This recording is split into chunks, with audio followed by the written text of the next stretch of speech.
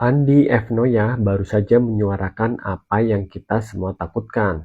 Dia bilang, aku rela bayar pajak, tapi aku nggak rela uang keringatku dicuri oleh orang pajak sendiri. Andi F. Noya bercerita dengan sangat jujur. Beliau bilang banyak orang marah pada Indonesia karena merasa negara. Logikanya sederhana, dia bilang negara tidak mencarikan kita pekerjaan, kita berjuang sendiri cari nafkah, tapi begitu sukses negara datang minta bagian yang sangat besar.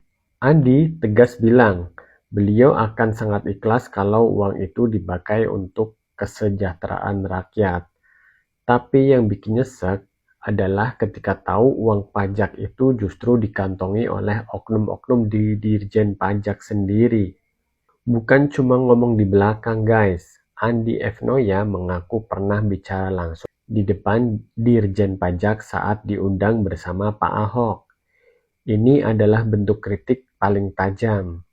Beliau mempertanyakan moralitas sistem di mana warga negara dipaksa patuh pada Undang-Undang Harmonisasi Peraturan Perpajakan (HPP) yang menaikkan PPN jadi 12% per 2025. Tapi di saat yang sama, berita korupsi di internal perpajakan masih sering menghiasi layar kaca kita per Maret 2026. Kenapa di luar negeri orang lebih santai bayar pajak tinggi? Mari kita lihat faktanya. Contohnya di Denmark dan Skandinavia, pajak penghasilan di sana bisa tembus 50%. Tapi rakyat bahagia. Kenapa?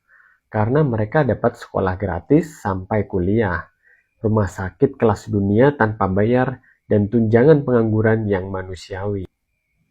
Transparansi digital. Di negara maju, setiap mata uang yang dibayar bisa dilacak secara real time penggunaannya. Di kita, kadang kita merasa bayar pajak buat beli gaya hidup mewah oknumnya, bukan buat aspal jalanan di depan rumah kita. Secara regulasi, pasal 23A Undang-Undang Dasar tahun 45 menyatakan pajak bersifat memaksa untuk keperluan negara. Tapi kedaulatan ada di tangan rakyat. Rakyat punya hak menuntut transparansi sesuai Undang-Undang Keterbukaan Informasi Publik. Apa yang dikatakan Andi F. Noya adalah pengingat bagi pemerintah per 26 Maret 2026 ini. Jika kepercayaan rakyat hancur karena korupsi, maka narasi pajak kita untuk kita hanya akan dianggap sebagai dongeng sebelum tidur. Guys, curhatan Andi F. Noya adalah cermin bagi kita semua. Sekarang saya tanya ke kalian. Kalian tim yang mana? Tetap taat bayar pajak sambil berharap ada perbaikan? Atau kalian setuju dengan kekecewaan Andi F. Noya bahwa sistem ini harus dibongkar total dulu dari dalam? Dan apa fasilitas publik yang paling kalian pengen lihat diperbaiki dari hasil pajak kalian hari ini? Tulis pendapat kalian di kolom komentar. Jangan takut bersuara karena pajak itu uang kita. Kawal terus uang rakyat, guys. Oke guys, kabar baik untuk rakyat Indonesia ya guys ya. Waduh, kabar baiknya adalah MBG ini dilakukan efisiensi. Jadi beberapa minggu lalu kan gue ngomong tuh, dia kan menanggapi Pak Purbaya lagi bingung nih antara naikin BBM ataupun MBG diefisiensi. Ya gue pilih MBG diefisiensi. Jadi efisiensinya gue bilang begini, MBG itu cukup 5 hari aja. Satu, nggak usah ada keringan, nggak usah ada rapelan dan segala macam, nggak perlu. Karena apa? Karena menu keringan itu yang pertama ribet, yang kedua jadi ladang basah buat markup, buat jualan tuh. Jadi ntar SPPG udah kayak reseller tau lo ya gitu, ya kan? Dan ternyata itu di ACC nih pihak BGN sendiri yang dimana mereka itu melakukan efisiensi diri mereka sendiri. Jadi mereka itu tanpa diminta oleh Pak Purbaya, BGN RI, mereka itu melakukan efisiensi dirinya sendiri. Jadi bener nih cuma 5 hari, tapi tetap aja ada yang denial. Kayak gini nih ya kan, MBG dikurangin 6 hari jadi 5 hari, yakin nggak dibikin rapelan, laporan tetap 6 hari. Aduh, kata gua mah PP Ping hijau. Apaan sih kalau udah tetapkan 5 hari ya 5 hari, jatah 5 hari dari pusat ya 5 hari, ngapain dibikin 6 hari? Siapa duit dari mana? Duitnya dari mana? Paytrend. Ya kan tuh.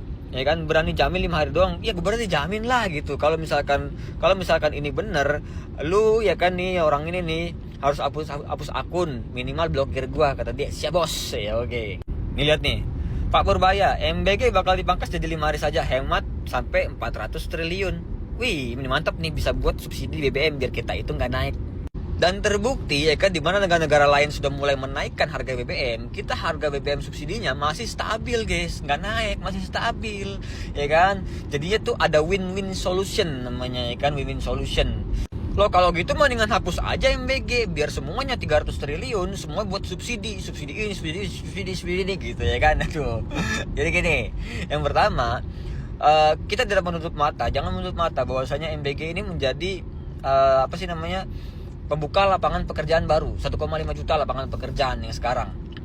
Itu cuma dari kawasan VPG ya, itu di mana ada janda-janda, ada orang-orang yang tidak sekolah dan segala macam, mereka bisa masuk ke MBG gitu. Itu yang pertama. Yang kedua, itu juga kalau lu perhatiin tuh ada lahan-lahan kosong itu dibabat habis, dijadiin perkebunan pertanian yang baru. Karena apa? Karena rakyat sekitar mereka bisa melihat peluang. Mereka kalau mereka bertani dan berkebun akan ada tempat pembuangan daripada panen mereka gitu kan, secara masif. Jadi mereka ketika mereka panen, mereka udah tahu nih ngebuangnya ke MBG.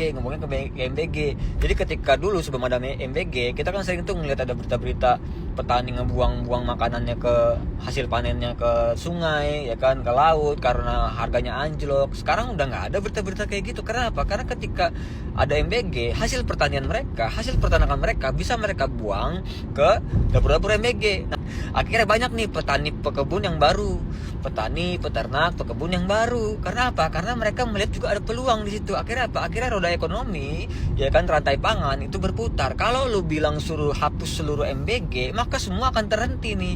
Yang pertama 1,5 juta orang menganggur, yang kedua juga nanti petani peternak yang baru merintis mereka juga bingung mau buang kemana, ya kan. Jangan egois. Loh kalau cuma dibikin 5 hari berarti karyawan-karyawan embek tuh pada rugi dong, yang harusnya dibayar 6 hari jadi cuma 5 hari. Shit deh kata gue mah. Jangan egois juga elunya. Lebih baik elu dikurangin hari terus berkurang itu gaji elu segala macam, pendapatan elu, atau BBM naik, seluruh masyarakat 350 juta orang itu mendapatkan dampak daripada kenaikan BBM. 350 juta orang itu juga termasuk elu juga tuh, karyawan-karyawan embek gitu. Mendingan sekarang elu dipangkas 1 hari, 1,5 juta orang dipangkas 1 hari ya kan, tapi menyelamatkan seluruh masyarakat Indonesia daripada nyelamatin 1,5 juta orang tapi menyengsarakan seluruh rakyat Indonesia. Ya kalau BBM naik kan semua orang sengsara. Lah terus kita UMKM keringan gimana nasibnya? Ya kan masih ada menu-menu yang pakai roti, ada burger, ada hotdog, itu juga masih bisa. Yang penting nih SPPG-nya kalau ada menu burger, ada menu hotdog yang bener bikinnya, jangan pakai daging UPF, bikin sendiri gitu ya. Jadi ini win-win solution. Oke, mantap. Aduh, pantesan kapal kita masih parkir cantik di Selat Hormuz. Ternyata Iran masih punya luka lama sama Indonesia guys. Direktur Namarin baru saja spill kalau akar masalahnya bukan cuma soal perang sekarang, tapi soal kejadian tanker Iran yang kita tangkap dan lelang. Wah, beneran ada dendam kesumat nih. Mari kita flashback biar nggak gagal paham.